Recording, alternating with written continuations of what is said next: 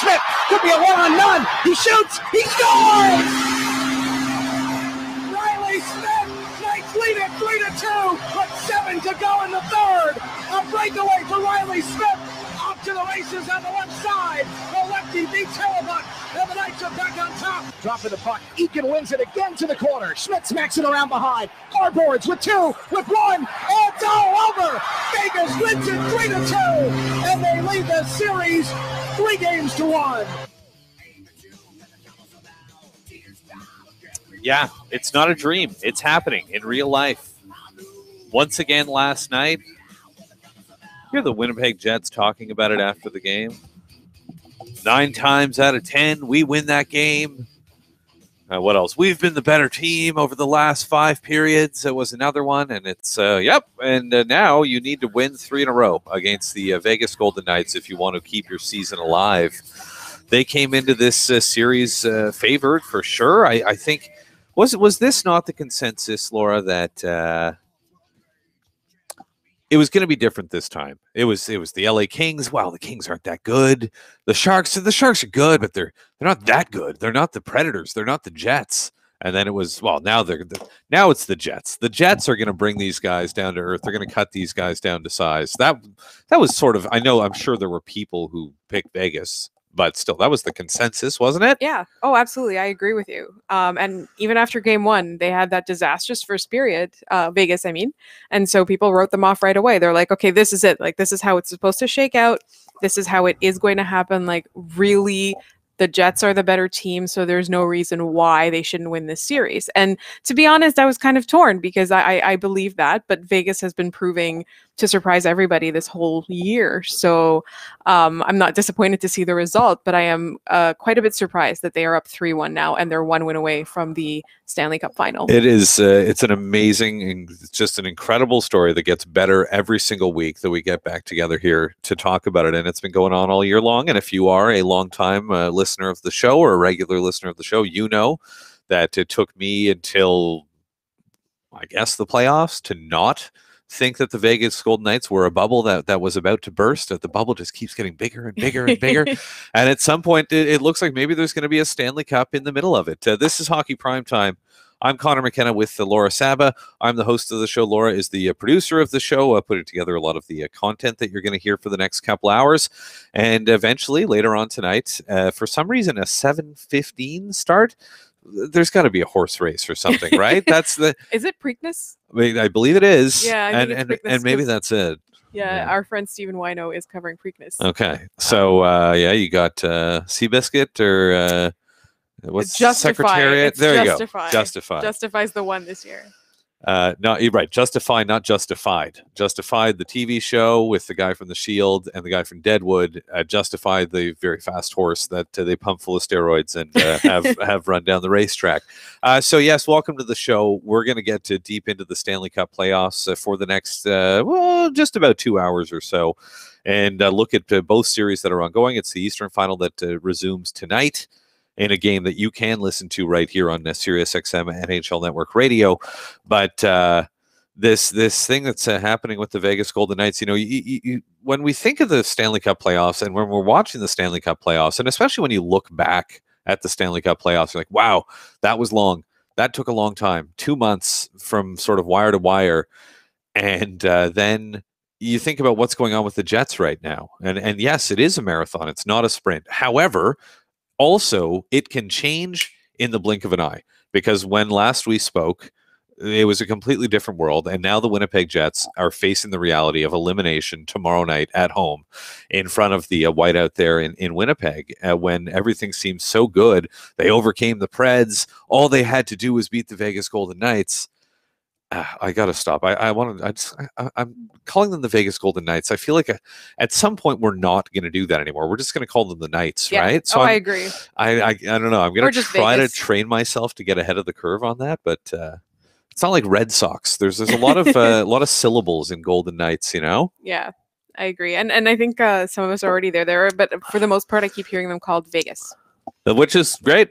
And I love that this is happening in Vegas. But you know, to look at what's going on with the Jets and the way that this has gone down for them, I'm reminded of the Montreal Canadiens this season in a way, and I will try to explain that analogy right now. Now, the Winnipeg Jets are way better than the Montreal Canadiens. Of course, the Winnipeg Jets are a great team. They've shown that they are the class of the Central Division, the best division in hockey, and they did that by beating the Nashville Predators. But now here they are. But what they've been doing this year that reminds me of Montreal is the conceding of goals very quickly after having scored goals. And they've done it in every game of this series. You think back, and if you've been watching this series, in game 1, they scored a goal, they gave up another goal 35 seconds later. In game 2, they scored a goal, they gave up another goal a minute and 28 seconds later. In game 3, they scored a goal, they gave up another goal 12 seconds later. And last night, they scored a goal and they gave up another goal 43 seconds later. So, and these are they're not just any goals. They tend to be, and in the case, and the one you'll remember from last night is, they managed to tie the game, and it's like, okay, the game is tied, we've got a new game here we go. And before you can get up, grab a beer, and come back and sit down on the couch, Vegas has scored again to regain the lead. And they did it again last night, an average of 44 seconds between the Jets scoring and the Vegas Golden Knights, the Vegas Knights, Vegas coming back and scoring a goal right after that. And those types of things, and we know this from watching the Canadiens this year, there's a couple of things that'll really kill you in hockey, and I mean, there's too many to name, but the ones that I think of when I think of the 27-18 Montreal Canadiens, giving up goals very early in periods, giving up goals at the very end of periods, and giving up goals right after having scored a goal. I guess the other one with the Canadiens would be giving up a goal, then giving up another goal right after that, which was kind of their thing as well, right? But it does, I think, in a way, and this might sound kind of harsh, but it sort of speaks to maybe, I don't know if mental weakness is the right word, and I think that's a tough way to describe a team that's in the Western Conference Final. But maybe I'm thinking more of the Canadiens here. But it does. Maybe it's like a mentality thing when it comes to Winnipeg, and when it comes to every team that has faced Vegas since the beginning of the season, is taking them lightly because they're an expansion team, and thinking that, well, yeah, you know, they got those guys, but they're not going to get us. And then before you know it, you blink and they've got you. And they've been doing that all regular season long. They've been doing it all playoffs long. And now they're doing it to the Jets. Were the Jets hearing that hype that we heard in the lead up to the series? They got the Sharks. Yeah, they swept the Kings. But this is the Jets. These are the big boys of the Western Conference. It's not going to happen. Couldn't happen to the Jets. Are the Jets guilty of maybe reading those headlines a little bit and believing their own hype? Or is that just one of those stupid oversimplifications that the media comes up with? I mean, I think in the case of the Jets, for sure, I wouldn't consider it mental weakness as much as I would consider it unpreparedness. Which I guess it's not a recipe for success. With the Canadiens, they were falling apart left and right, and they just couldn't keep it together all season. As for the Jets, I think I feel like they think that they know what it takes to win, but this is it's been a long time for a lot of these players who came from other teams. For example, it's been a long time. Like, you know, Dustin Byfuglien has won a cup and stuff like that. So there's definitely some players with experience, but for the most part, they're very young and they're not very prepared. And I think this is something that they were really not expecting. I think that they thought that Nashville would be their biggest test. Yeah. And even then, they came out of it in 7 games. You know, they did beat them handily in that last game, but it did take 7 games. You're right. And at the same time, we and here, and I think a lot of the people watching sort of tabbed that series as in a way, the Western Conference Final. Right. And in a way, maybe even the Stanley Cup Final. Like, these are the 2 best teams and they're playing in the second round. What a travesty this is. And maybe Vegas can use that as motivation as well. But it's been a fascinating thing to see. And I think a big reason for that is that we've just never seen this before. There's so many aspects of what we see with Vegas that we have never seen before, not just in hockey, but really in any sport. It's in some ways, I think, and I know I've said this before, but I think it's embarrassing for the National Hockey League that this is happening. So it's a great story for the NHL, don't get me wrong, because this is national fodder in the United States. Like, ESPN is looking at this story because it's such a great story and they're going to give it coverage, and that's great. But when I say that it's bad for the NHL, what I mean is it makes the NHL look bad. If there's no how in the NBA that an expansion team could come in and be 1 win away from the NBA Finals, there's no possible conceivable way that could happen, right? In the NFL, no expansion team is coming into the NFL and making the playoffs, let alone getting to a conference final or winning the Super Bowl. And again, apply this to any sport. A baseball expansion team, there's no baseball expansion team that's going to come in and do what these guys are doing right now. And there's a perfect storm, right? You've got the coach who was a cast-off, an unfair cast-off, who was treated very badly by the Florida Panthers, who's leading these guys. And then you've got a group of guys who are cast-offs. They were guys that teams decided, the Blues decided they needed Ryan Reeves more than they needed David Perron for some reason. We know what the Minnesota Wild did with Eric Haula and Alex Tuck. We know what the Florida Panthers did with Jonathan Marchessault and Riley Smith, and the list goes on and on and on of these, retrospectively terrible decisions that all these general managers made in the lead up to the expansion draft. But the fact that this is going on right now is just... It's unlike anything that I think any of us in any sport has ever seen before.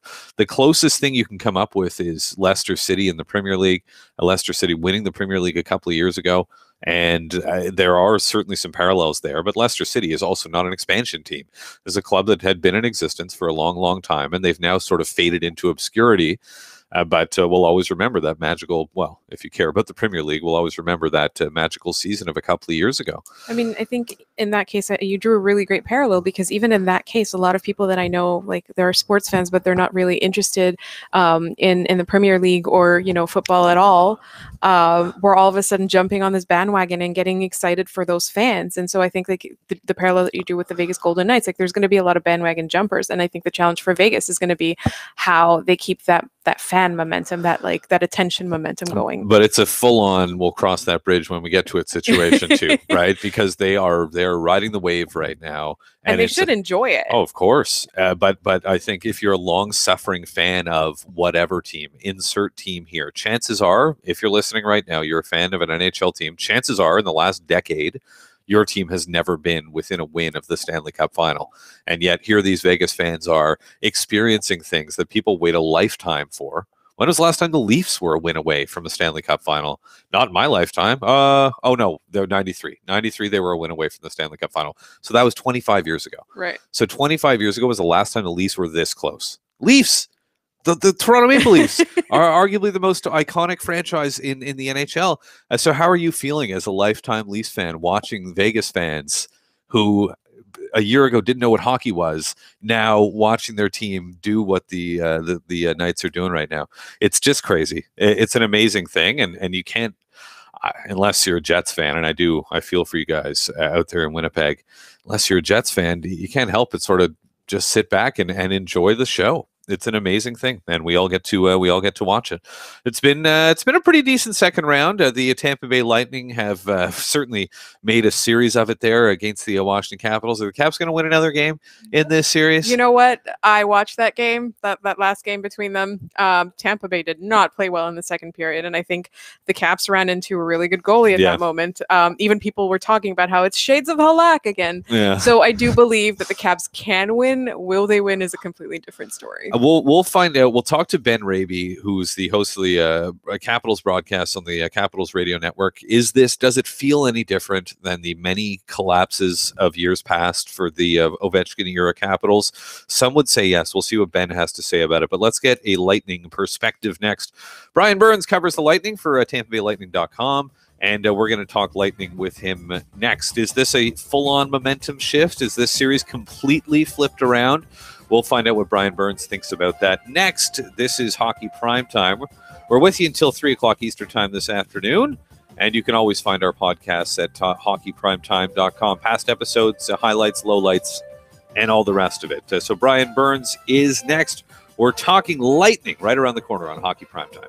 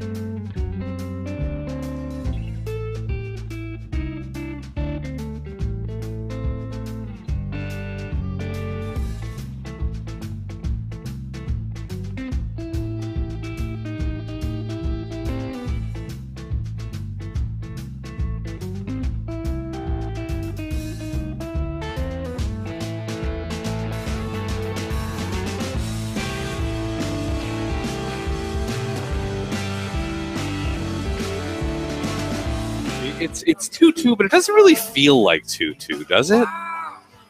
Not if you're a Washington Capitals fan. You've got your nails dug into whatever table you're sitting in front, and you're waiting for game number 5 tonight. Feels like an important game, doesn't it? The game 5 is always a big one in any best-of-7 series, maybe in particular when it's a 2-2 series. And can the Capitals turn this thing around? They're going to have to solve Andrei Vasilevsky, and they're going to have to start winning the special teams battle in this series. So with more on what's going on with the Tampa Bay Lightning, it's a pleasure to welcome back to the show from TampaBayLightning.com, Bryan Burns. Good afternoon. Hey, what's going on, Connor? Well, thanks for having me on. Yeah, you bet. And excuse me, thanks for making time for us here today. I just had to clear my throat there. Yeah, Excuse absolutely. me. This does feel like a full-on momentum shift that's occurred here after game 2 and what's happened in game 3 and 4, doesn't it?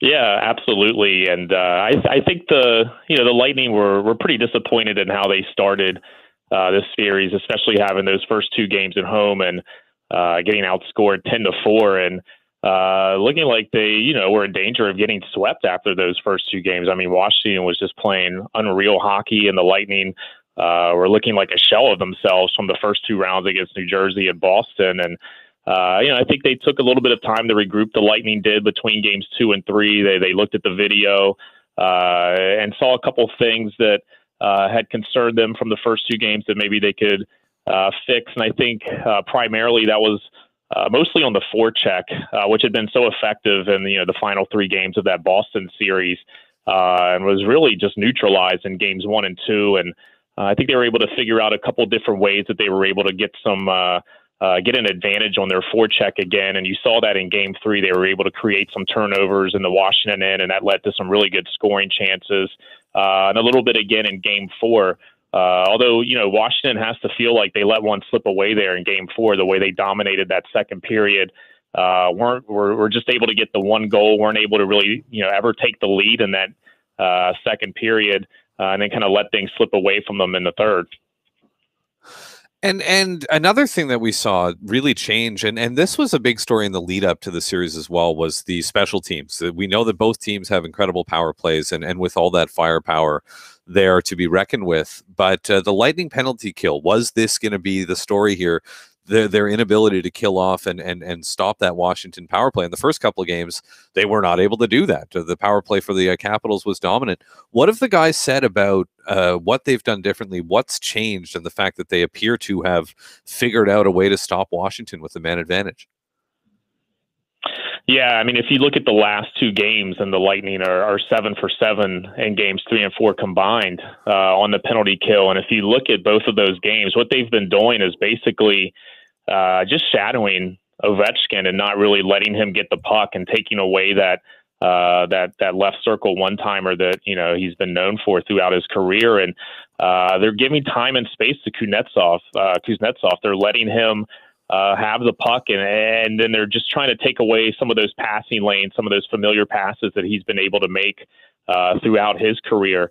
But they're really shading over towards Ovechkin, giving Kuznetsov all of the ice, and then trying to take away as many of his passing lanes as possible, and just almost daring Kuznetsov to shoot the puck, which I think out of the 2, if you're going to pick who do you want shooting the puck, Ovechkin or Kuznetsov, you're going to pick Kuznetsov. So that's what the Lightning have been doing in these last 2 games, and it's worked for them so far. It'll be interesting to see, if Washington, now the constant chess match in the playoffs, if Washington makes any kind of adjustments. I was reading during morning skate, there was some talk that they had Ovechkin in the opposite circle this time, and maybe they're trying to switch around where guys are placed so that maybe they can get a little bit more room for Ovechkin to operate on that power play. It is interesting when it comes to those adjustments, and when a team is playing relatively well, which Washington is doing. I mean, it's not as if they're getting dominated here by the Lightning. I always wonder about the adjustments, and Ovechkin's a good example. He's just been kind of snake bit, it seems, the last couple of games. And if something breaks one way or the other, maybe he has a goal or 2 in the last couple of games. Knowing that, should you really be making an adjustment that appears to be as drastic as completely changing the way you operate on the power play? Don't you find there's such a danger of sort of overcompensating for minor details that so often make the difference in this game? Yeah, absolutely. And, the Lightning had to deal with that after game 1 of the Boston series. They sent out the point line, which had been kind of their shutdown line throughout most of the regular season and into the playoffs, and they put them on the Bergeron line. Just got absolutely decimated in that first game. I think Braden Point was a -5 that game, and 4 of the 6 goals that Boston had were against that point line.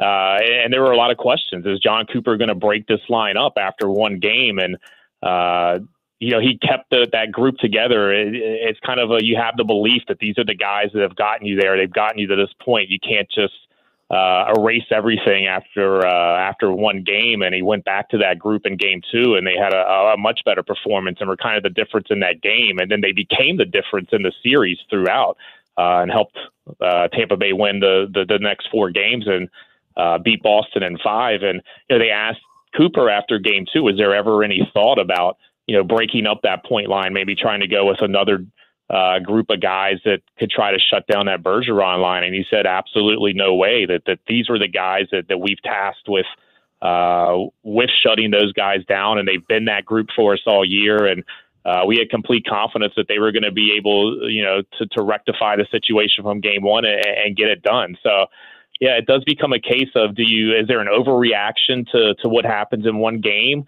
And do you make wholesale changes, or do you continue to go with what's worked and what's gotten you up to this point of the season? And in the Lightning's case, anyway, it's been a case of we'll just continue to go with what's worked and hope for the best.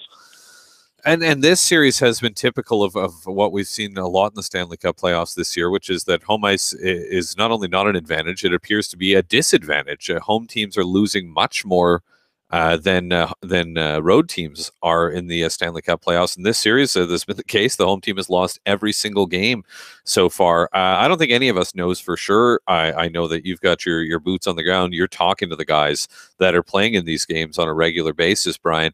Have you heard any thoughts? Do you have any particular insight as to why it appears that home ice advantage matters less than ever before right now? Yeah, I mean, a lot of the guys from both sides have been asked that same question, and no one really has a great answer. I guess when you're the road team, you tend to play a simpler game, more of a straight ahead, straightforward game that might be a little bit more successful in the playoffs. You've got guys that are away from the distractions of home. They're not worried about family members coming in, and it seems like the deeper you go in the playoffs, you have more family and friends that come into town and are looking for tickets and all of the things that come along with more people wanting to be around the situation and the celebration of a long playoff run. So you get on the road and you get away from some of those distractions, and you're just with the group and you're focused on the hockey, and you're watching the other series and you're talking things out. So maybe there's something there. I talked to Tyler Johnson this morning about it, and he said that, just the first 2 games, it wasn't really the way that the Lightning wanted to play. And I think maybe Washington surprised them a little bit with how well they were playing at the start of the series, and maybe just kind of punched them in the mouth when they weren't expecting it through those first 2 games. And it wasn't a case of the Lightning not playing well at home. It's just they weren't playing well in general, no matter where the venue was. And, once you get down 0-2, you have to do something, and you have to figure some things out if you want to get back in the series. And the Lightning were able to do that. It just so happened that they were able to do that, both games being in Washington. So now that both teams have kind of thrown their best blows at one another, I think maybe you'll see more of a situation where the home ice does have a little bit more of an advantage than it's shown so far throughout this playoff series. But really, all bets are off right now. It's just been one of those crazy playoff seasons where you don't really know who's going to win based on the home ice. And as you point out in your latest, which you can read at NHL.com, at TampaBayLightning.com from Bryan Burns, the stats, these are the 2 best road playoff teams this season. The Lightning with an .800 win percentage. Washington's got an .875 road win percentage. And taking it one step further, the Bolts are one of the best road playoff teams over the last couple of years, 18-9 on the road since the beginning of the 2015 postseason. So road warriors for sure, but I'm sure they're also happy to have 2 of the next 3 games potentially at Amalie Arena in Tampa. Starting tonight, it's a 7:15 puck drop, the Tampa Bay Lightning and the Washington Capitals. But before I let you go, and we've talked a little bit about the special teams battle here and focused on the PK, but what about on the power play? It appears to be that they figured that out as well, and they really are now winning the special teams battle, and Braden Point seems to be a part of that. This is an incredible player, isn't he? A third-round draft pick, a guy who was, 66 points during the regular season. He's stepped it up. He's over a point a game in the playoffs so far. For all the press for Nikita Kucherov and all the attention paid to the great Steven Stamkos, Braden Point is sort of emerging as a quiet superstar, isn't he? Yeah, absolutely. And you could almost make the case that he's the most important forward on the Lightning's team right now. And that's just because of the work that he does on both ends of the ice. Like I referenced earlier, he's the main guy on that Lightning shutdown line. And, whichever team they played in this postseason, he's gotten the assignment of shutting down the other team's top line. Then on top of that, they moved him to that first power play. He had been on the second power play unit for the Lightning throughout the playoffs. They moved him to the first power play unit, and it's definitely has been a positive wrinkle for the Lightning so far against the Capitals.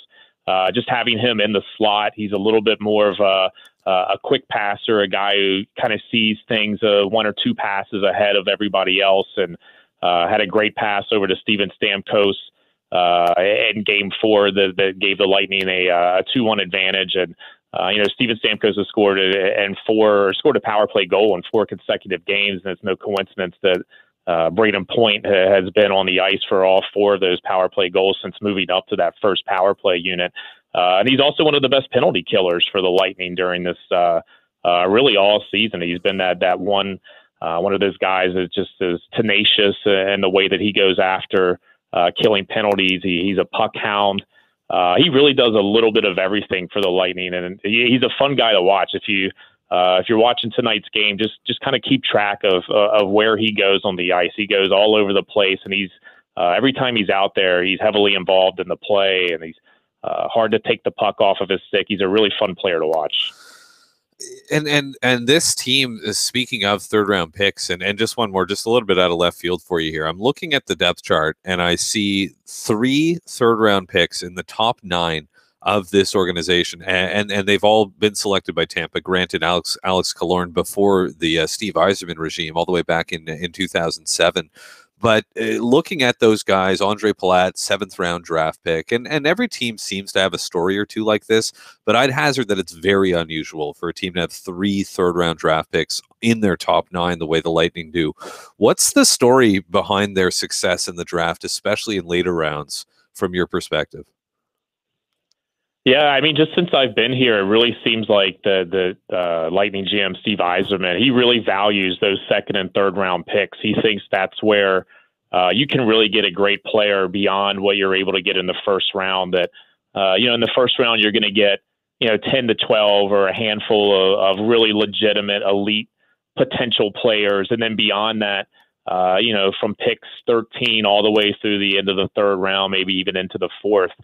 You're dealing with a bunch of guys that are, probably around the same skill level, and it's just up to your scouting staff to be able to identify, who are the best out of that next tier of players. Who are those guys that you can pick and then develop in your system and can be potential, top 9 players for you. And I think it's just a credit to the Yzerman for doing that, and to the scouting staff for being able to identify those guys. And then, once they get into the system, they develop at the AHL level at Syracuse. And it just seems like every year the Lightning have that one guy that comes out of that just kind of comes out of left field and then really helps the Lightning during their run, whatever that year is. A couple years ago, it was Braden Point and his great rookie season. And this year it was Yanni Gourde, and he was an undrafted guy that had played in the East Coast Hockey League for a little bit and just kind of bounced around, and the Lightning identified him and were able to get him into their system. He had a great run last year for Syracuse during their Calder Cup run when they went to the finals, and then he was able to carry that over into this year and had the best rookie season in Lightning history. And then at the end of the year, they bring in a Tony Cirelli, another kid that they were able to draft in the third round, and he's made a big impact in this game. So it just seems like every year they have that one guy that comes up that they can lean on, that maybe he's a little bit unheralded, maybe he's a little bit undersized, but understands the system, understands what the Lightning want from him, and is able to come in and adapt and be a part of the team. And watch out for next year with more guys coming. Boris Kachuk, Taylor Radish, second-round draft picks who look like they're going to be NHL players and probably pretty good ones, in addition to a couple of other guys that they've got there in the system. That's a nice-looking team they've got there in Tampa. They're back at it 7:15 Eastern Time tonight, and looking to win a Game 5 at home against the Washington Capitals. Bryan Burns will be there. Thank you for your time. We appreciate it. Yeah, absolutely. Thanks for having me on, Connor. TampaBayLightning.com, NHL.com. You can follow him on Twitter at BBurnsNHL. I'm Conor McKenna. Coming up next. All right, enough about the Lightning. Let's talk about the Capitals. Ben Raby is going to be joining us next from the Washington Capitals Radio Network. We'll look at what's going on from a Capitals perspective. Is there reason to think that this year is different? This isn't just yet another Capitals playoff meltdown, is it? Well, we'll have to wait and see. We'll find out what Ben Raby thinks about it next. This is Hockey Primetime here on SiriusXM NHL Network Radio. The show is also streaming live at hockeyprimetime.com. You can also watch the video streaming on Facebook Live, on YouTube Live, on Periscope, and on other things that I've never even heard of. So stay tuned for more hockey talk here on Hockey Primetime.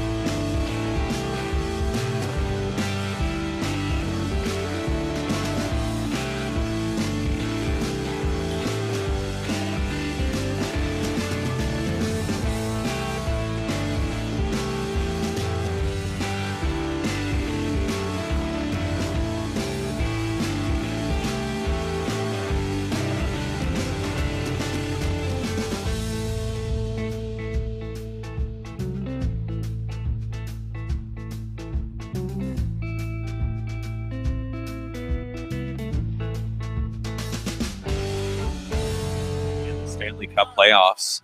Which version of Andrei Vasilevsky is going to show up? The guy with an .839 save percentage in Tampa for the first couple of games, or the guy who shut the door on the Caps in games 3 and 4 of what's been a strange series? The road team has won every single game, and well, we'll see if that trend continues and if the Capitals can take a crucial Game 5 tonight at 7:15 right here on SiriusXM NHL Network Radio and on the Washington Capitals Radio Network with John Walton, and hosted by our next guest. His name is Ben Raby, transplanted Montrealer in D.C. now. How you doing, Ben? Good, Connor. How are you? I'm doing all right. And, well, let me start here because I am curious. I think that the lazy narrative here, and you know how I love lazy narratives, is that this is yet another playoff collapse for the Washington Capitals. And we certainly have seen some in the past, and maybe we thought we were going to see one last round and we didn't. And now here they are. Does this edition of the team, does what's happening right now feel different than what you've seen in the last decade or so with this team? Yeah, it does. I mean, first of all, we're talking about a conference final here, which, at least for the modern day Washington Capitals, I know they have loftier goals than simply reaching the third round, but I do believe, Connor, getting past the second round, getting past the evil empire for them that has been the Pittsburgh Penguins, I think that did a lot of good for this organization. And that being said, I don't want to say they're playing with house money here in the conference final because, again, they do have loftier goals of certainly advancing to the Stanley Cup final. But I do think that win over Pittsburgh did them a lot of good. For the most part, this series, Connor, they took that momentum into games 1 and 2, of course, jumping out to a 2-0 series lead here. And they are, sort of a cool, calm, and collected team. I know at the end of Game 4 the other night, there's that visual of Alex Ovechkin slamming his stick over the crossbar, but really, for the most part, this is a Capitals team which, at least to this point, has handled some adversity, perhaps better than they have in years past. I will be interested to see if they do come home without looking too far ahead. If they do come home down 3-2 on Monday night, how they would then respond in Game 6 before what would be, I imagine, a tense Capital One arena. But to this point, Connor, I would say more so than in years past, they have handled these types of situations where it could get away from them. They have handled them fairly well. All right, and so yeah, Game 5 tonight. It's a 2-2 series, and I heard a rumor that the Caps might be looking at something different on the power play. Have they switched Ovechkin over to the other side?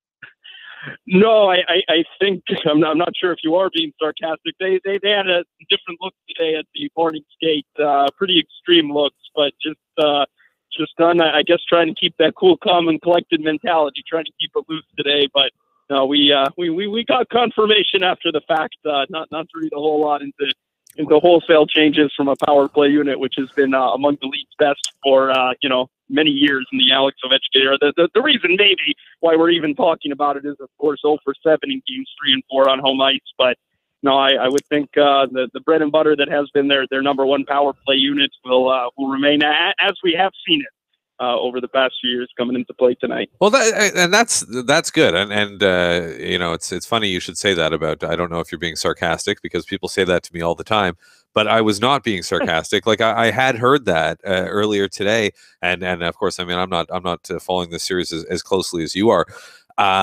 But I guess the big thing you don't want to do in a situation like this, and yes, they've lost the last couple of games, and the special teams battle especially seems to have tilted a little bit in the other direction, but you don't want to overreact, right? They're not playing bad hockey, and the margins between winning and losing are not very big at all, and it would be crazy to do anything drastic or wholesale at this point, given the level of success that they've had, not just here in the playoffs, but in the regular season, and really going back for years, right?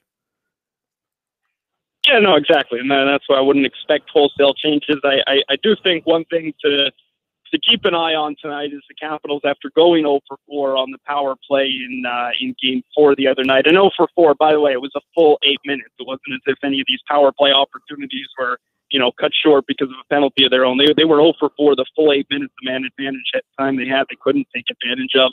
Ovechkin, after getting a number of shots off on the first power play chance, was pretty limited on the final 3 power play opportunities as far as clean looks. I mean, every team has that goal in mind to really take Ovechkin out of the power play as much as possible. Often easier said than done, but that was the one among the areas that sort of got the antenna up the other night.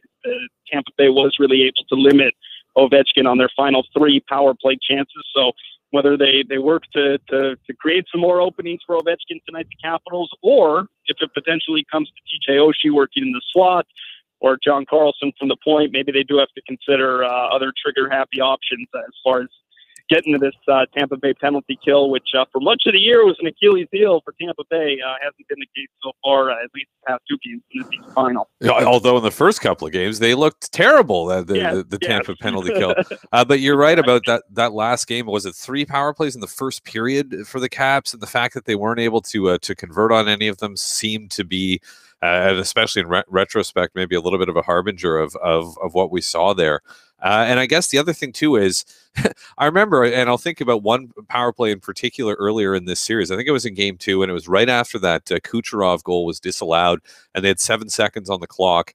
And it was like, all right, Tampa, all you've got to do is not let Alex Ovechkin have a one-time shot from the slot. What happens? Alex Ovechkin gets a one-time shot from the slot, scores a goal, and scores what at the time was sort of a back-breaking goal in that game, and looked like maybe even a turning point in the series. So if they're gonna do what they failed to do in that instance and take away the shot and the Ovechkin one-timer that we all know is coming, but yet he somehow has scored 500 of or so in the course of his career, are they just sort of saying, and it looked like at times in that last game that it was like, all right, Kuznetsov, do what you want.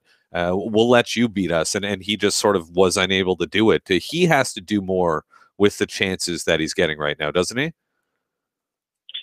Yeah, on the power play, I mean, Kuznetsov's been, fairly effective at even strength. But yeah, to that point on the power play, if the Lightning want to make it a 4-on-3 to that extent, really shadowing and taking Ovechkin out, yeah, we'll be up to the Kuznetsovs, the Oshies, the Carlsons, and now seemingly as close to a healthy Nick Backstrom back in the lineup as well, back on that number one power play unit as well. But it's interesting, going back to your point about that quick goal Ovechkin had in the series opener in the final seconds of the first period, right off of a face-off win. Connor, the Capitals have 3 power play goals in this series. Both of them came within 8 seconds of the start of their power play opportunity. They were real quick face-off wins, and then bang, a quick shot, and past Vasilevsky. As far as when they've had time to set up the more traditional power play setup, you gain the blue line, you set up, and you work your distribution, and you set up that shot. It really hasn't been there a whole lot. Again, 2 of their 3 goals in the series on the power play coming bang, bang, right off of face-offs, win seconds into those man advantage chances. Okay. Ben, that I like saying things that are stupid, so I'm going to do that right now. The return of Nicholas Backstrom has been not a good thing, but has been a bad thing for the Capitals. Lars Eller needs that spot on the top line. I'm kidding, of course. How could that possibly be true? This is one of the best centers in hockey, and is a terrific player. And it's just a coincidence, right, that the Caps are losing games now that Nicholas Backstrom is back? Yeah, and they managed to go 3-1 without him. Not sure how sustainable that was. They won the first 3 games without Nicholas Backstrom in a small sample size, if you will. Good on Lars Eller at the start of Nick Backstrom's absence to fill the void. He played very well, especially to start this conference final against Tampa Bay. Lars Eller did, of course, has run into some penalty trouble the past 2 games, 5 minors, putting the Capitals short-handed 4 times. But surely Nick Backstrom's return last game, a welcome boost to the lineup. And you are going to see even more of Nick Backstrom tonight. They hardly eased him in the other night. He skated just about 19 minutes in Game 4. But tonight he'll be back on a second-line role, a top-6 role at even strength with Chandler Stevenson and TJ Oshie, and maybe a slot Lars Eller a little bit more appropriately back in his third-line center position tonight. So that's the configuration we anticipate to see tonight. And real quick, Connor, good on Nicholas Backstrom that he is back for the Eastern Conference Final, because as much as we talk about Alex Ovechkin getting over that hump and past the second round and past the Pittsburgh Penguins, again, a club that has loftier goals than simply a third-round appearance, nice to see Nick Backstrom as well, who has been riding shotgun with Ovechkin all those years, all those playoff disappointments. It seems only right, if the Capitals are to be in the East Final with a chance to finally break through to the Cup Final, that Nick Backstrom ought to be a part of this run. And after that 4-game absence, nice to see him back in the Washington lineup. What's the Andre Burakovsky story?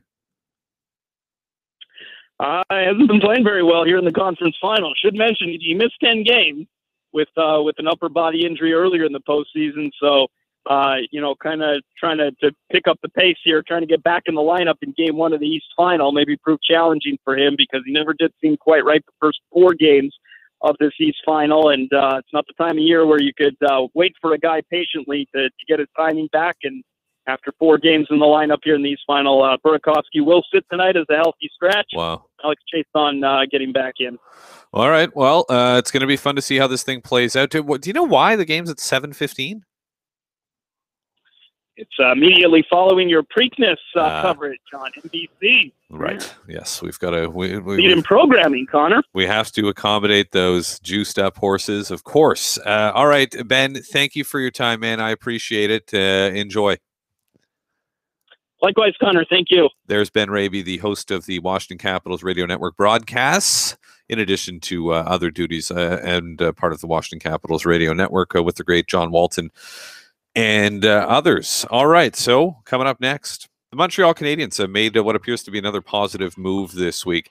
I want to talk a little bit about what it means and if they're doing enough to address the issues that appear to exist within the organization. That's coming up next. Some quick Habs talk on May, what's the date? The 19th today? I think it's the 19th. I don't know what the date is. How could I possibly know that? I'm a busy man. So, yeah, that's coming up next. And in the next hour, we'll get right back in. We'll go to the Western Conference Final, especially in hour number 2 of the show. But to stick around, Joël Bouchard, Dominic Ducharme in Montreal. Is that enough? Habs talk next on Hockey Primetime.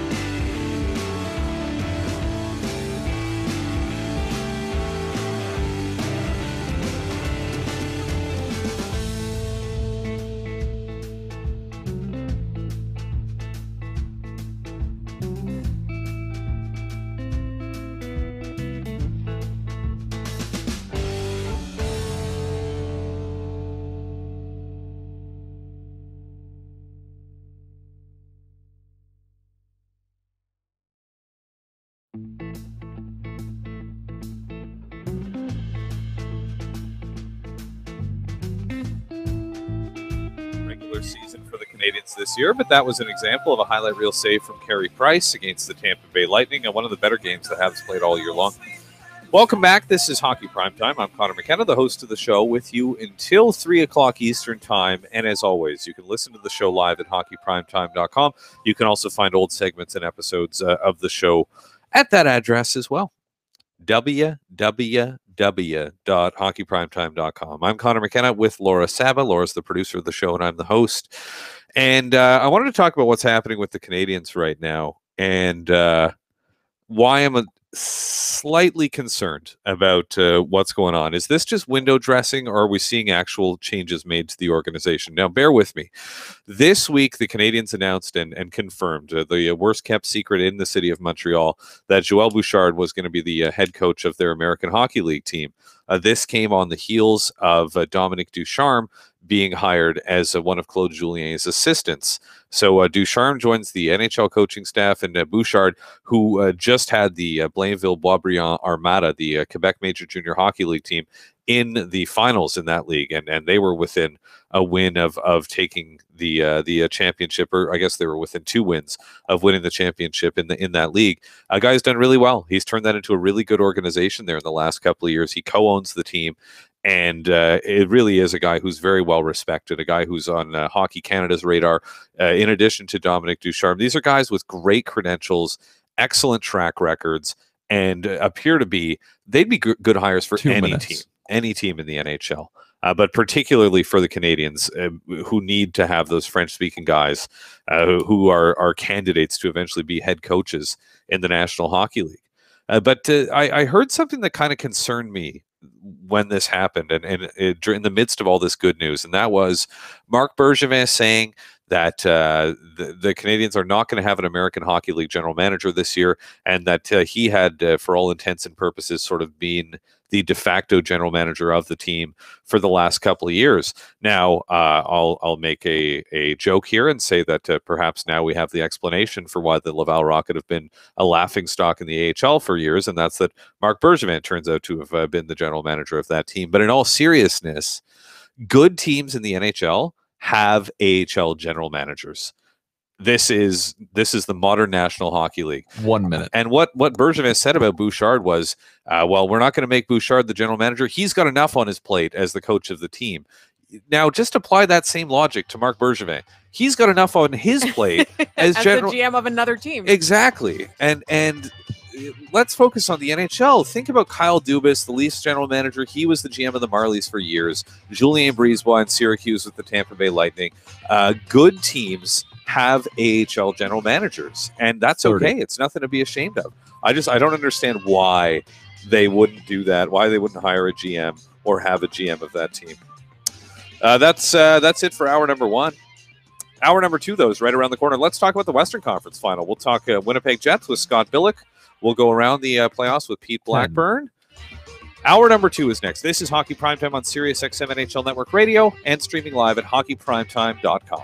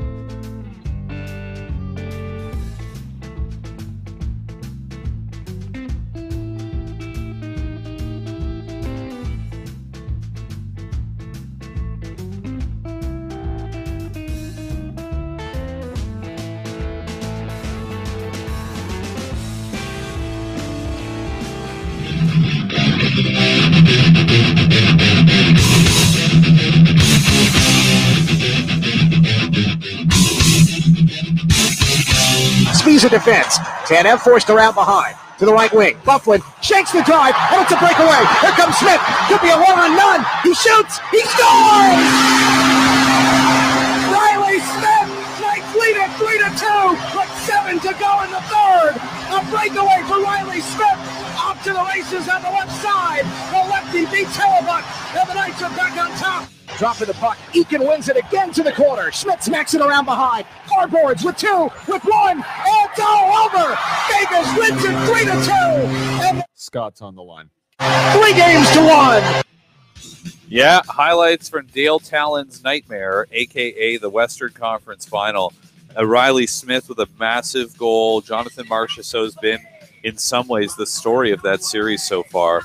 And is this really happening? Is this real life? The Winnipeg Jets 1 game away from elimination against the Vegas Knights. That's right. I've dropped the golden. We're just going with Vegas Knights going forward. It was an important decision that had to be made. It's too many words. I can't handle it. So just Vegas Knights. That's what I'm going to try to do anyway going forward. With more on the Jets perspective here, covering the Jets for the Winnipeg Sun and at NHL.com. Welcome back to the show, Scott Billeck. Hello. Hey, how are you doing, man? I'm doing all right. And, geez, the Jets, what happened after, especially, we can't look at the Preds series and say, well, there was an emotional letdown. We saw how good they looked in game 1. So what happened after game 1? Yeah, I don't know. I mean, first of all, I agree with you on the Golden Knights. Drop the Golden, make it like the Mighty Ducks, just drop it, and we can go from there. I'm totally for that. Excellent. To answer your question, though, I don't know exactly. I'm not sure. I mean, the Jets, if you look at both of those games, and I don't know, I don't think there's been an emotional letdown as much as the Jets have played their game for the most part and haven't had the success that they had before. Now, Connor Hellebuck hasn't been playing up to his regular season 924. He came into last night's game, sub 8 or sub 900, and that's just not where he needs to be, especially when the Jets aren't scoring. I mean, they need that, that blocker save last night on Riley Smith. Now, no, don't get me wrong, that shot was perfect. I mean, that was a very good, well-placed shot from Smith, but, for the Jets to win right now when they're just not scoring, I don't think the motion's out of it. I mean, I think the Jets have done what they've done all season, put a ton of pressure on teams. I mean, you kind of saw it with the tying goal last night, and they've continued to do that while they're on this 3-game losing streak. But there's been just a couple times where they've allowed a goal here or there and on a mistake. I mean, Dustin Bufflin's goal last night is a prime example of mistakes that have cost them a game. And at this point, I mean, teams that teams that have are down 3-0 in the series, the odds are horrible. And so the Jets are in this precarious position now where they have to win 3 straight off a team that was very good this regular season. They have to go back to Vegas and try and beat them if they win tomorrow. And they have to figure out how to win at home again, which they were very good at in the first round, but then kind of lost their way in the second round and have only won 1 in this series at home. So, is there a chance? Of course. I mean, I think there's a chance that the Jets can come back in this series. It's slim for sure, but they got to find a way to get back to the game that helped them score goals, and they just got to find a way to find that killer instinct again. Being as good as they are, I'd be curious, and I'm looking here, and I've spotted one instance this season in which they lost 3 games in a row. Is that it? Is that they only lose 3 in a row one time all year?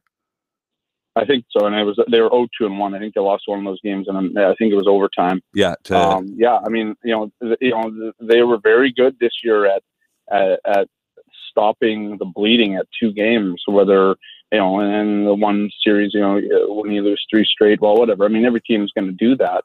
And I don't know if there was any team this year that didn't win 3 straight or didn't lose 3 straight at some point. But they're just. Yeah, I mean, they've been very good at bouncing back, and in this series, that hasn't been the case. They've had 2 chances now to bounce back after losses, and they lost both of those games. So, again, just some of these things that they were so good at, even leading up into this series, from the second round, from the first round, from the regular season, they just haven't been able to get done. And going into this series, it really did seem like, and I know that the Jets have this sort of us against the world thing going on. Nobody picked us, and yada yada yada. But my sense from the outside, especially in this series, was that everybody picked the Jets. It seemed like nobody was thinking that Vegas. It was like, oh, yeah, they got San Jose, yeah, they beat LA, but this is different. These Jets are different, and I bought in on that. I mean, the Jets are unbelievable. They just beaten the Nashville Predators, probably the two best teams in the NHL in that series, and I know that it's a bit of a hot take, but like, is it possible that they've sort of done in a way what everybody's been doing with Vegas all year, and that's taking them lightly or thinking it's going to be easier than it actually is? Not from what they've said. Now, I don't know. I'm not in the heads of the Winnipeg Jets or in that locker room to know, if they thought before the series that they kind of just roll right over them. But I think, the Jets are surprised by Vegas more than anything. I mean, they talked about how quick they were. The Jets are a very quick team, and they were talking about how they were getting beat by the speed of Vegas. I mean, that's not something you usually hear from the Jets. If the Jets are getting beat, it's usually, often this season, it's just been because of mistakes. And so to see them doing, to be kind of surprised by the speed of Vegas is a little interesting. I mean, they only played each other 3 times in the regular season. So, you don't get that familiarity, I suppose, the same way that you did with Nashville. They knew what they were going to get with Nashville. They, of course, knew what they were going to get with Minnesota. But, this Vegas team has surprised a lot of people this year. And you talked about, maybe the Jets feeling it was them against the world. Well, I mean, I'd argue that it's Vegas who all season that's just been their mantra. Everybody just said this team was whatever. They can't do whatever they're going to do, and they can't be a good team in the first year. And and then when they're starting to win and do all these things, they're it's not going to last. Blah blah blah blah. And then now they're in one game away from the Stanley Cup final, and I think Vegas is kind of fed off of that. I mean, when there's no pressure for you to do well, I mean, oftentimes you can do well because you just don't have to deal with the outside pressures. The Jets have a lot of pressure on them. I mean, they are they are further than they've ever been since they returned to Winnipeg. But this fan base, people are expecting a lot from the Jets the way that the regular season went, and I think even with Vegas, people are still expecting them to fall off at some point, and they haven't done that. So yeah, I don't know if the Jets have underestimated them, like you said, or maybe if it's a hot take or not. I don't know. I mean, it happens in sports, but I think they've just been surprised by Vegas, and they haven't been able to kind of match that speed, with their own speed game.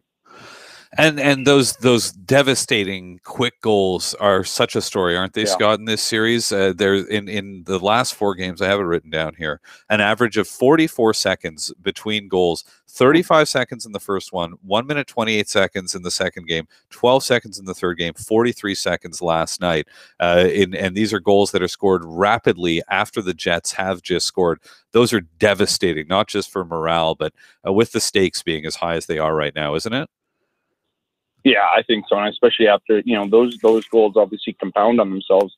If it's one game where you leave one up, okay, well, you made a mistake here and there, but this is a trend in the series, right? Like this is something that they've done regularly. And last night, when Vegas makes it 2-1 off of Nosik's goal after Laine scored on the power play, you watch the play and you're watching Brandon Tanev and you don't know where the defender is, and then Brandon Tanev kind of gives up on the play because he thinks Connor Hellebuyck has stopped it.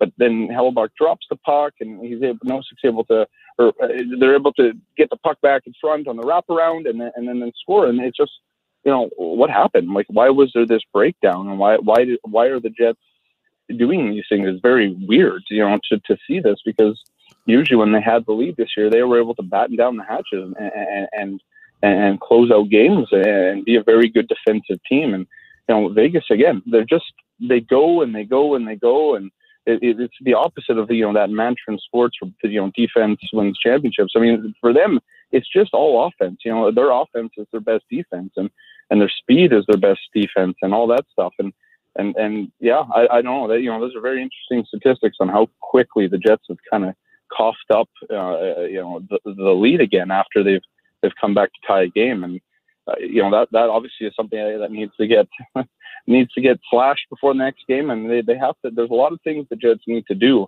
if they want to crawl back into this series. And for sure, that's right up top, because, I mean, yeah, like you said, it's demoralizing for a team to, work so hard to get the lead like the Jets were yesterday, and then just to give it back up again.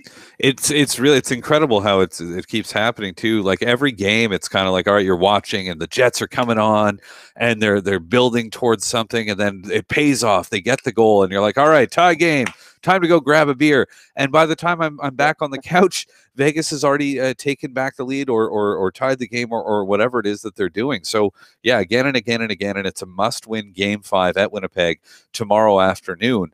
And certainly one to look forward to, and it should be a terrific game. But more stats here. They controlled 58% of the shot attempts in Game 4. They've controlled 54% of the even strength shot attempts in the series so far. And you'll usually see a correction in these types of things over a long period of time. The question is, are you going to see it quick enough for the Jets to stay alive? But on some level, Scott, they should be kind of just staying the course, right? Like they're doing everything right, and just it's not working out for them right now. Would you agree with that? Yeah, 100%. I mean, I think at least on offense, the team needs to keep doing what it's doing. Keep out shooting the other team. Keep the puck possession battle. Keep winning that puck possession battle. Make sure that they're getting those high danger chances. And I can't remember what the number is, but they're almost neck and neck, I think, in this series in terms of that. So just keep doing those things on offense. It's just limiting some of the mistakes on defense that need to happen. And then Conor Hellebuyck needs to make one or two more saves than he normally would in a game. And I think if they can do that, I mean, that's the recipe that's been used over and over this year to good effect for the Jets. And so, again, like you said, there's not a lot that needs to be changed, but it's just these little minute details that have to change. Like whether Dustin Byfuglien needs to be a little more defensive last night on that goal, or Brandon Tanev's got to skate a little bit harder, or Conor Hellebuyck's got to just make that one extra save. It's hard to point out Conor Hellebuyck for some of the problems when there's been some of these defensive lapses on the team. So, but everything just needs to come together a little bit better for the Jets, and they could claw back here. But that remains to be seen. Vegas is a team that doesn't seem to allow teams to always do that, and they have a lot of good shooters, and then you kind of saw that last night.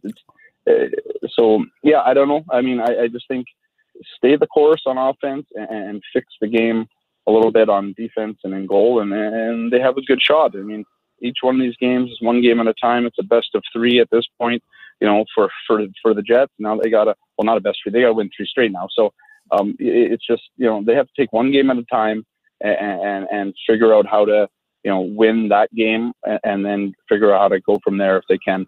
So we're going to find out tomorrow at 2. Yeah, you're exactly right. There's no sense in thinking about we have to win 3 in a row. You think about tomorrow afternoon and then take it from there. And listen, if the puck doesn't bounce over Dustin Byfuglien's stick and create that chance for Riley Smith, maybe we're having a different conversation right now. But it's amazing how those little moments can really sort of swing a series one way or the other. Last one for you here. They're playing at home tomorrow. Scott, I mean, Mark Scheifele's got to start scoring some goals at home, doesn't he? Yeah, you would think so. But the Jets also need to get some secondary scoring too, right? Like Mark Scheifele, they didn't have his goal scoring at some point. You wonder where the Jets would be, especially in that Nashville series when he was just so prolific away from Bell MTS Place here. So, yeah, I mean, sure, if he could score some goals at home, that'd be great. But the Jets need secondary scoring. They need, Patrick Laine to score 5-on-5. They need Nikolai Ehlers to figure it out again. They could use a goal or two from Matthew Perreault, maybe Brian Little, something from the line of Lowry, Tanev, and Kopp, whatever works. I mean, they just need those guys to start producing again, so they don't have to be in these, 3-2 win or losses, right? They want to be on the other side of it. Well, what you got to do is, Vegas is finding ways to score, and the Jets are struggling to find ways to score, even with all their shot attempts and possession time and all that. So they gotta, the Jets need Mark Scheifele to do what he's doing. Just keep doing what he's doing, whether or not, if he shows up big in Game 6, if they can make it there and force a Game 7. But they just need to figure out a way to get that secondary scoring. I think that's more important than Scheifele scoring at home, is just trying to get, the Jets to score more goals from not just that top line. Scott, thank you for your time, man. We really do appreciate it. Anytime. Appreciate it. Scott Billeck, NHL.com. Winnipeg Sun on the Winnipeg Jets, who face elimination at home tomorrow afternoon against the Vegas Knights. That's right. No more Golden, baby. Coming up next, more on the Vegas Knights. We'll talk to Pete Blackburn, who's, like all of us, been sort of watching this with a mixture of shock, awe, and amazement. We will get into it and go around the Stanley Cup playoffs with Pete Blackburn next. This is Hockey Primetime on Sirius XM, NHL Network Radio, and streaming live at hockeyprimetime.com.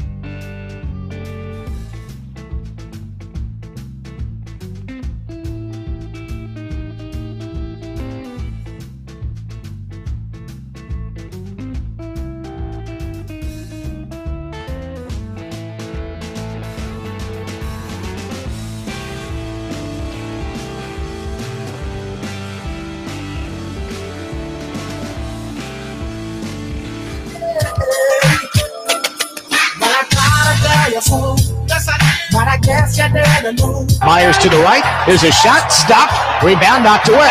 Picked in by Myers. Around to the left side. Shefflin the left of the save. Another stop by Fleury on the rebound. Wheeler comes down low. He's got to peel off. Nowhere to shoot. McNabb defending. Feet to the left. Line settles and shoots. Knocked down. Rebound covered by Fleury. 3 feet out of his crease to the right. He gets the whistle. Wheeler. McNabb gets in the shooting lane. It trickles around down low. Bang it away. It's loose. Near side. Poked away. Fleury denies the chance from Laine. Yeah, this is actually happening. The Vegas Golden Knights are 1 win away from the Stanley Cup final, thanks to Riley Smith. Shout out to Dale Talon and that goal that he scored in the third period yesterday. A nice little bounce, creates a nice little rush, a great shot, and here we are with the Vegas Knights. We're dropping the Golden. No more Golden. I've had enough Golden. No. Dad, get your mind out of the gutter. That's not what I'm talking about. Pete Blackburn of CBS Sports is on the line right now. You can follow him on Twitter. His Twitter handle is @PeteBlackburn. Good afternoon, Pete. How you doing, man? I'm great. How are you? I'm doing well. Thanks for making time for us. I enjoyed that very much last night. As a neutral and a person who likes fun storylines, I'm loving this thing that's happening here with Vegas. I mean, it's amazing, isn't it?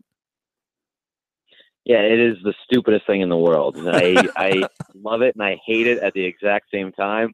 The professional in me hates it because I've picked against them at literally every given opportunity, and they keep making me look stupid. And at this point, I'm like, I've started writing that into my picks. I know that for the conference final, I wrote, I've picked against Vegas every point that I've had the opportunity to, and I know that I'm going to look stupid.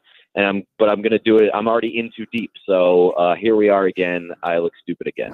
Well, and that's fine. And we all do that from time to time. But if they do the job and finish off the Jets, you have to continue picking against them. You can't pick them in the Stanley Cup final because if they lose, it'll be your fault if you pick them. I'm just too committed at this point. I can't pick them. But I am enjoying it, and I think that somebody said last night that it's bad for hockey, or somebody tweeted that at me, that it's bad for the NHL, bad for hockey for them to win in their first year. And I don't think that's the case. Like, it's not a bad thing for the NHL. This is the best story that you could possibly have out of the remaining teams. It's something that, I think that Ovechkin getting a cup would be a really good story, but it's not as crazy as this story. Yeah, it's not just a great hockey story. It's one of the best sports stories that I can remember in my life. This is an expansion team that's a win away from the Stanley Cup, and it looked like they could legitimately win the Stanley Cup. And I'm inclined to agree with you in terms of the story and what it would mean for the NHL as a league, like brand-wise. On the other hand, I think it doesn't.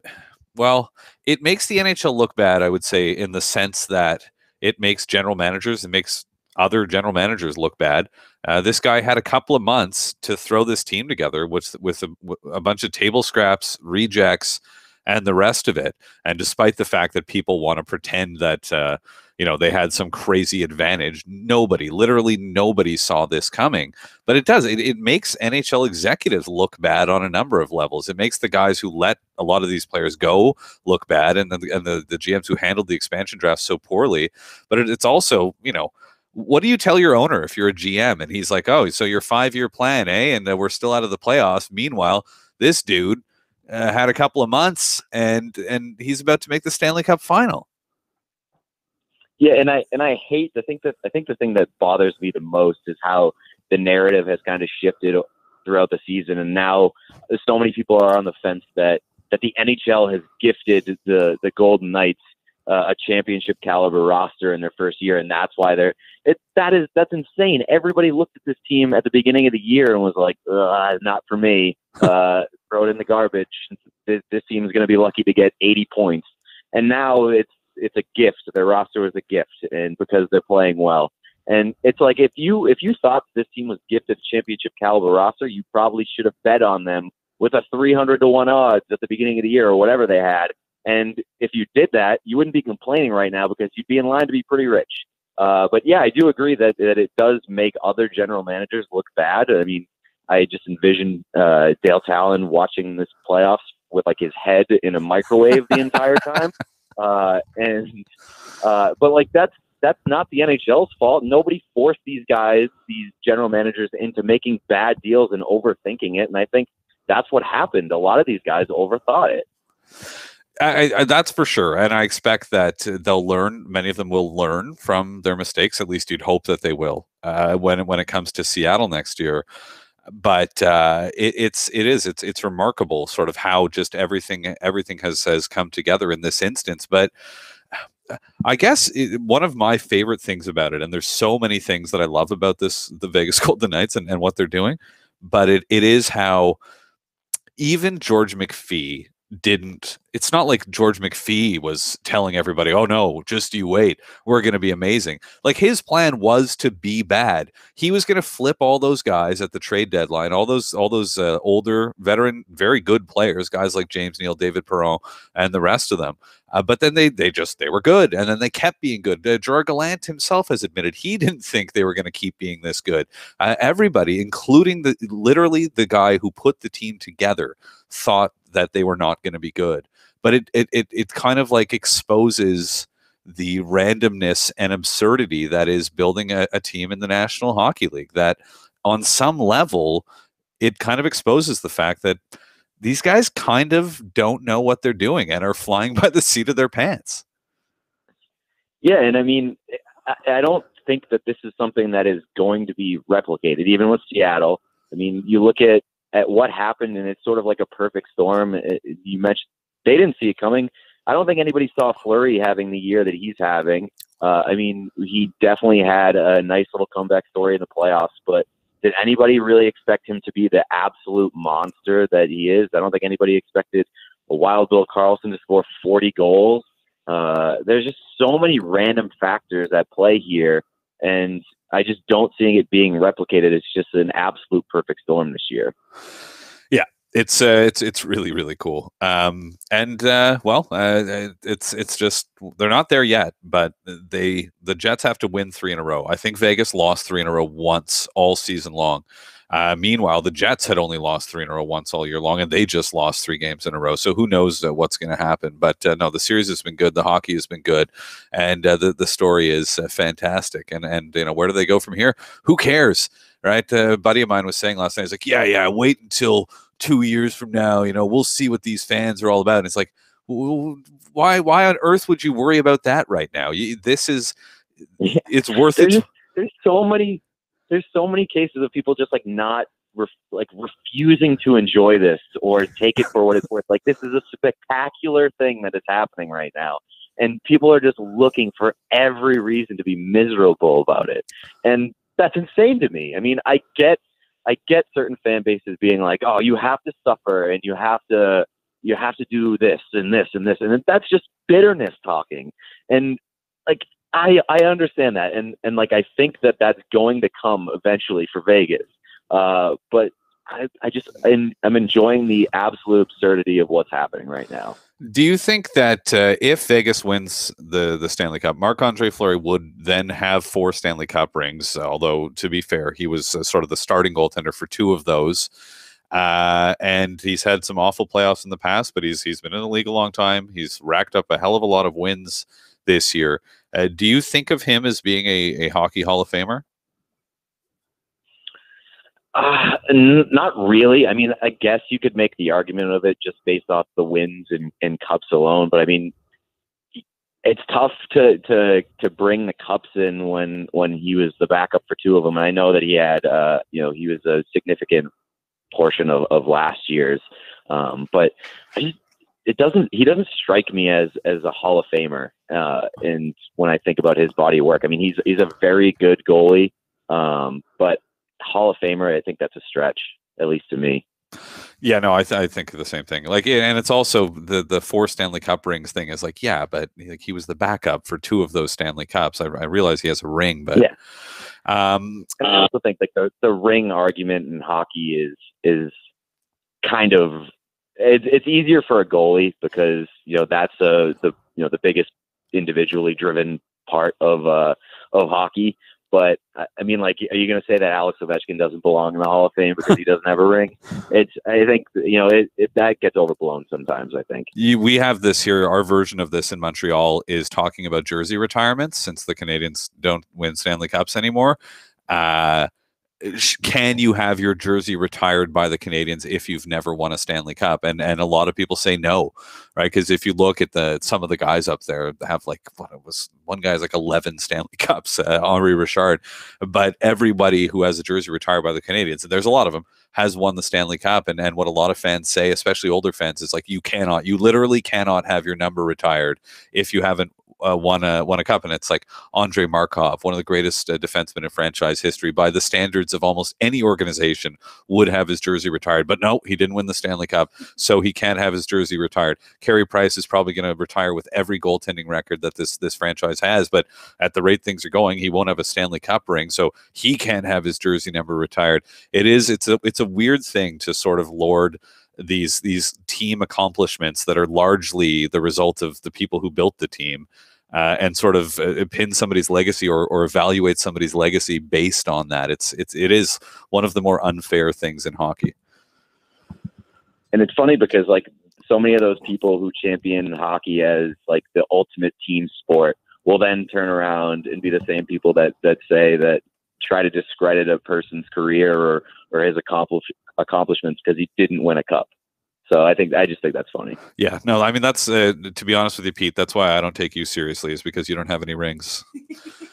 That's fine. I don't take myself seriously anyway. Well, I mean, not counting, iced out pinky rings. Anyway, all right. Before I let you go, this Laura, the producer of the show here, Laura Saba, wrote this in the notes she put together for the show. I thought I would read this to you for verbatim for fun. She writes, "For fun, if time, the extremely extra Vegas Golden Knights pregame introductions.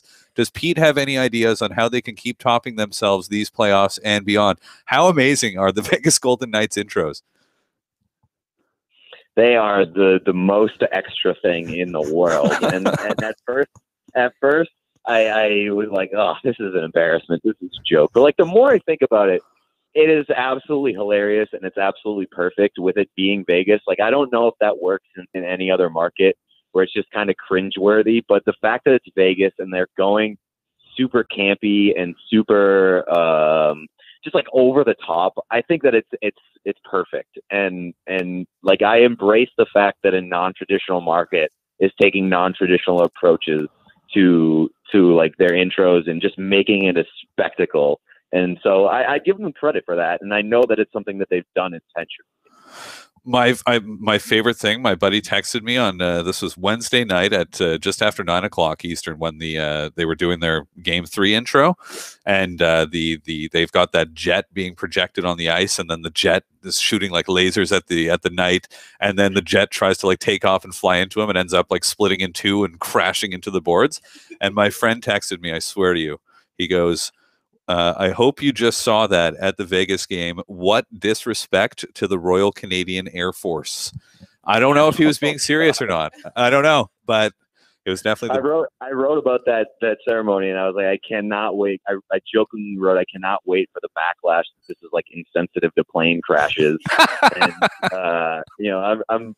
It seems like they're getting more and more ridiculous with every round. So if they make it to the Cup final, I can't wait to see what they have against the Capitals or the Lightning. Like, they've set the bar for themselves that they need to do something absolutely ridiculous. Yeah, they're gonna have that Knight like get struck by lightning and then have him like unaffected by it somehow. It's gonna be amazing, assuming that the Lightning pull this thing out. Hey man, always fun to chat with you. I appreciate it. Enjoy the game tonight. Thank you. You too. There's Pete Blackburn, CBS Sports. How does Vegas top this? And I love the intro too. When the guy's talking, he's like, "First, we dethroned the kings, then we feasted on shark meat." And it's like, and of course that's insensitive to sharks. That's not cool, right? As the shark lobby coming out, it's a good thing they didn't say we feast on shark fins, because people would get really upset about that. And that is kind of some nasty stuff. But what do you say? What's it going to be? The Capitals or the Lightning? They're going to come up with something, and that's if they get there. They still have to knock off the Winnipeg Jets. Easier said than done. That's tomorrow afternoon. Tonight, though, it's the Eastern Conference Final. We'll go back there. Scott Burnside's been covering the series. Scott, an old friend of the show, who he was with ESPN. He was with the Dallas Stars last season, covering that team for their official website. And he's got a relatively new gig now. He's back with his old compatriot Pierre LeBrun as a national hockey writer for The Athletic. Looking forward to catching up with one of the nicest guys in the business. Scott Burnside is coming up next. We'll talk Eastern Conference and go around the Stanley Cup playoffs. This is Hockey Primetime on Sirius XM NHL Network Radio and streaming live at hockeyprimetime.com.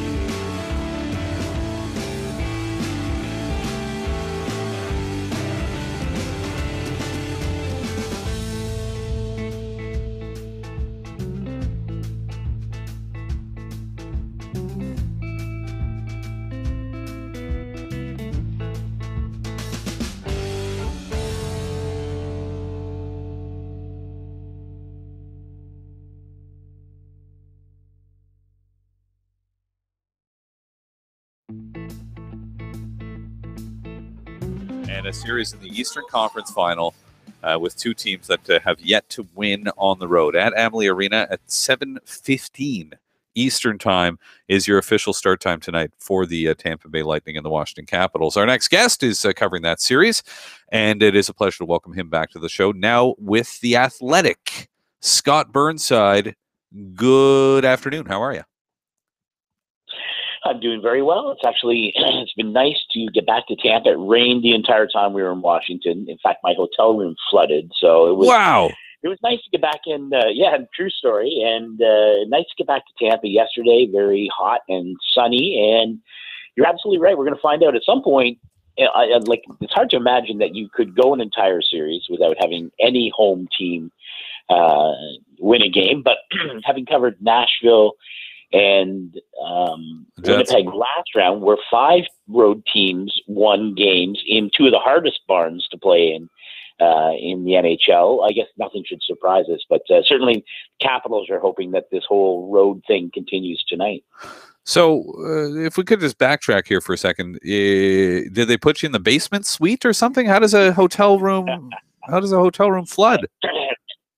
I can't even begin to describe. Came in through some sort of flaw in the patio door area, and there was a significant amount of water in my room. So, and it rained literally the entire time. Wow.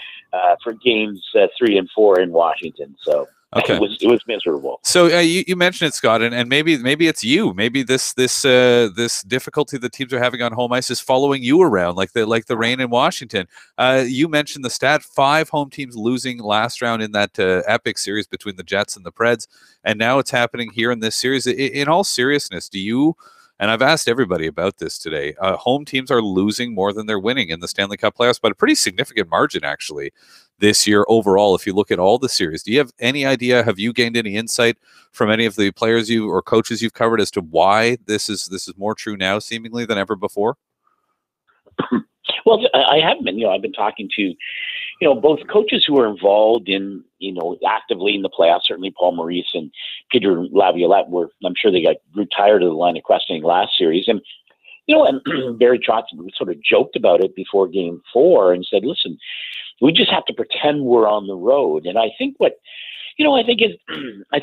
speaks to the parity in the league, of course, and it also speaks to the enormous pressures that are on home teams to perform. And sometimes performing means doing things that may run counterproductively to the game plan put in place by coaches. I talked to an NHL coach about this, and he said, there's so much pressure at home, and then when things don't go well, and then we saw, even though the Capitals scored first the other night, horrific play by Michael Kempny on a turnover that allowed Tampa to tie it. I think it was 1 minute and 10 seconds later. And then by the end of the first period, not a smart penalty taken by Lars Eller, and now it's 2-1. And even though I thought Washington played very well, it might have been they played well enough to win, but made just enough mistakes to lose. And I think that's maybe what we've seen with the home teams. If you're going to paint a broad brushstroke with it, is that the teams do get out of their rhythm or their comfort zone. They want, the fans were booing the Capitals as they blew 3 straight power play opportunities in the first period of Game 4 and ended up going 0 for 4 on the night. So, yes, you can say the special teams let them down, but the pressure to perform and to make those power plays count is so much greater at home because the fans expect you to score. And I think that, when these series are so tight and there is so little to separate these two teams right now, that's enough. And certainly Tampa, you give them credit, their power plays cooking. I think they're 6 for 13, but definitely have 6 goals in this series. Steven Stamkos has scored 4 times, all on the power play. It's cooking. And then they took advantage of the few mistakes that the Caps made and made them pay. And I think you make a good point there about that, the home crowd. And, one of the most ridiculous things I find is the old intimidation factor of, it's an intimidating building to play in. Like, oh, players come into this building, it's so loud, they're intimidated. Well, what are we talking about here? They're intimidated. These guys love it. They live for this stuff. And you always hear that about here in Montreal too. The players come in, they love playing at the Bell Center. They love playing in front of a crowd that's that wild.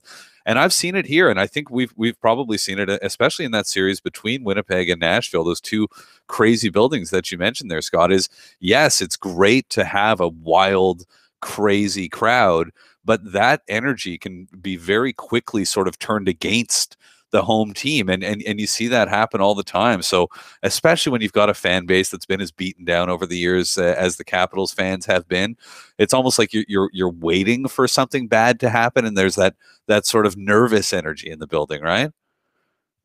Yeah, no, I think you're absolutely right, and I think the Capitals, I mean, listen, this isn't a knock on the fan base in Washington, but they are used to having terrible things happen to them, and even though, for the first time since 1998, this team is in a conference final, I think there is an element externally of waiting for the other shoe to drop. And I think that's what we saw, a little bit in Game 4, because the Caps were the better team, and it did not turn out the way that it, in a just world, maybe, that it should have.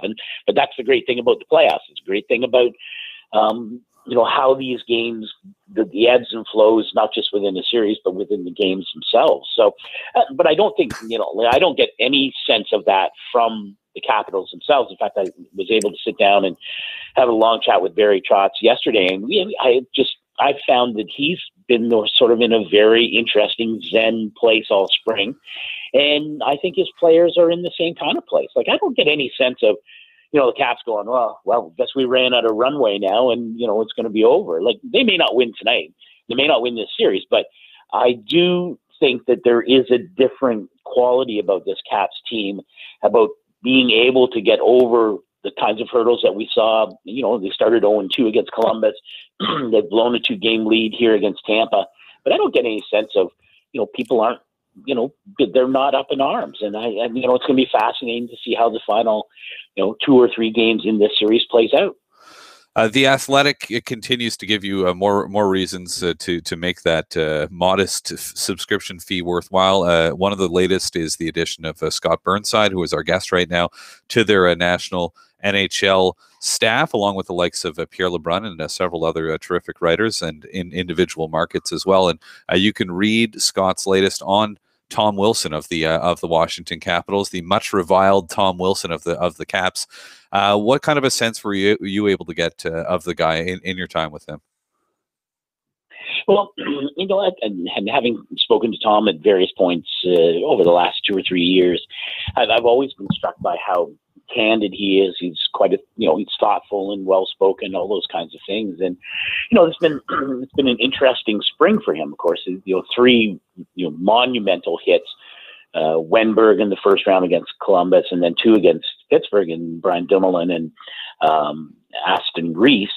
And the latter of which, the third of those hits, earned him a 3-game suspension, which I think was, and I think, again, if you talk to people around the game, these include people who are, highly connected with the NHL, the feeling was that Tom Wilson was being punished for, sort of a cumulative body of work this spring. And I don't think that's a particularly fair way to mete out punishment like that. I mean, that 3-game suspension, was enormous. In the regular season, what's that extrapolate to? 15 games or whatever, maybe even more.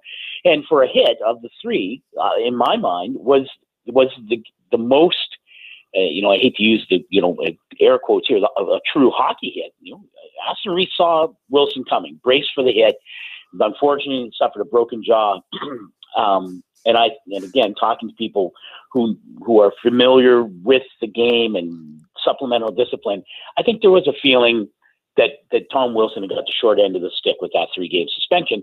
But he talked very candidly about having to change his game, about the fine line, and basically how the game has changed. It's changed since he's come in the NHL, and it changes, sort of almost on a daily basis about how players like Tom Wilson are going to be able to exist and play in the NHL. And he's a rare species, a first-round pick. People forget that. He's a guy who has incredible foot speed for a big man. He does have offensive smarts. He has played a lot of the season with Evgeny Kuznetsov and Alexander Ovechkin, and that's not to protect them. That's to complement them. And I think he's had a terrific series against Tampa. He's drawn some penalties. He's been involved offensively, kills penalties. He's a well-rounded player, but of course, everyone is drawn to the monster hits, and he insists he's not taking them out of his game. That's who he is. But it's going to be interesting as time moves on to see how he continues to tread the line between, depending on what the NHL says on a day-to-day basis, what is acceptable and what is not. And one of the many fascinating anecdotes in Scott's piece at The Athletic about Tom Wilson is a couple of the things that you got out of him about his family. That he says his mom's been yelled at. He says he's been yelled at. And then the story when he was 9 or 10 years old, that a dad came down the tunnel and said to him, "My son's going to take care of you, and I'm going to take care of your dad in the stands right now," threatening a 9 or 10-year-old kid before he goes on the ice. Amazing that Tom Wilson has sort of been evoking that reaction from people since he was literally a small child, isn't it? Yeah, well, and I think break soon. He's doesn't apologize for the way he plays. He is who he is. He has a certain set of skills, which, and I think, it's interesting. We ended up talking about, like, who else plays like that? And he mentioned Wayne Simmons, who is a friend of his. And I don't know if it made it into the piece or not, but I think he said he fought Wayne Simmons pretty much every time they played for the first year or two that they were both in Washington and Philadelphia respectively, and they work out together in the summer. They're, from what he said, quite good pals, and it doesn't impair their friendship. But I think when you play like that and have played like that for a long time, you do become, it just becomes part of it's part of what your life, I suppose. But it's also been, it's been stressful for his family, and lots of things get said about Tom Wilson. Certainly Pittsburgh fans would have a much different view of Tom Wilson than other fans. So I don't know if you get used to it, but I think maybe you become, you build a callus, I suppose, towards kind of criticism that Tom Wilson gets for the way he plays the game.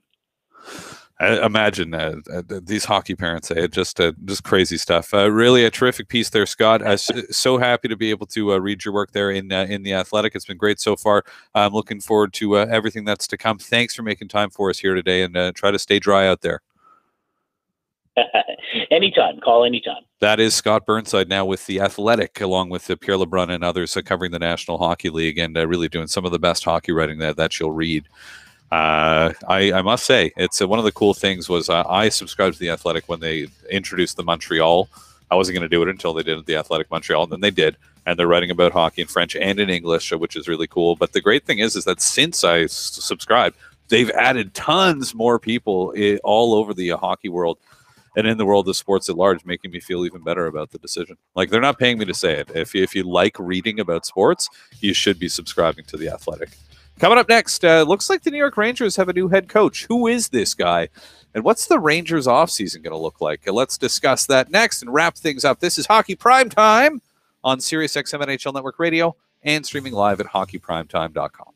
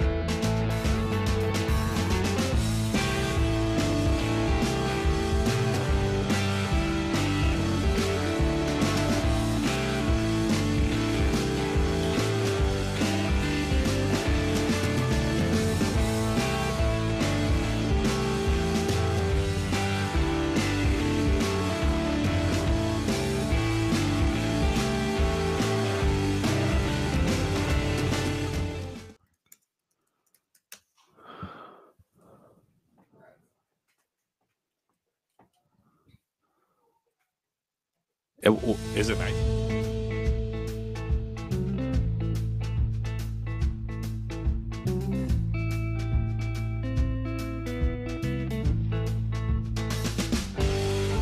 Low body. Ryan tries to jam it. They jam away. Lundqvist is down. Puck in behind the net.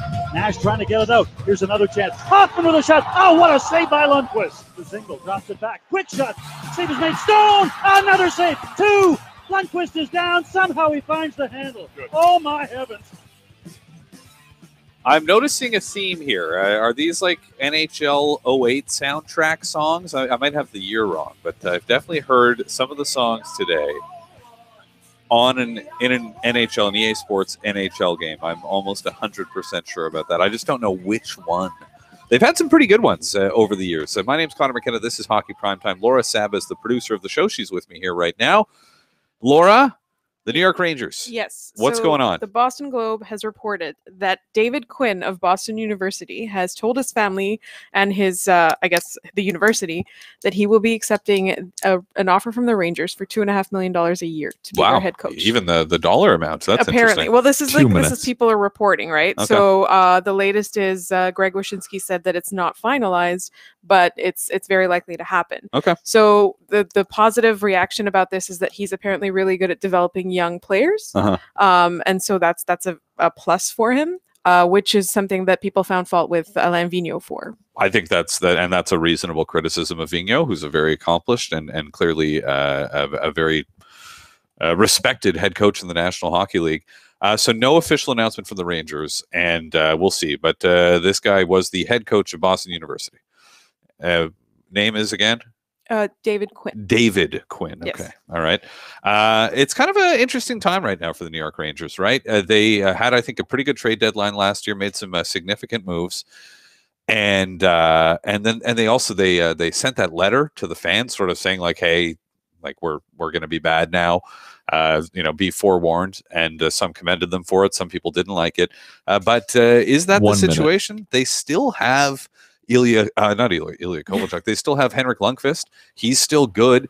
Can you really sort of rebuild while you have a player like that? I think about that here in Montreal sometimes as well. Like you have Carey Price. How much of a rebuild can you do with a player like that starting an 8-year contract? Well, if he keeps playing the way he played last year, maybe the rebuild will happen whether they like it or not. But it's going to be interesting to see what happens with the Rangers, what the Rangers offseason is going to look like. Are they going to make a play for John Tavares? 30. That would go counter and certainly make a lot of Islanders fans very, very angry. But it would go counter to what the philosophy appeared to be in that letter. Thank you very much for joining us today. Our technical producer, Jesse Ralph. Our executive producer, Sam Wu. The producer of the show is Laura Saba. My name is Conor McKenna. We'll be back talking to you next week. Enjoy the game tonight, tomorrow, and have a great weekend.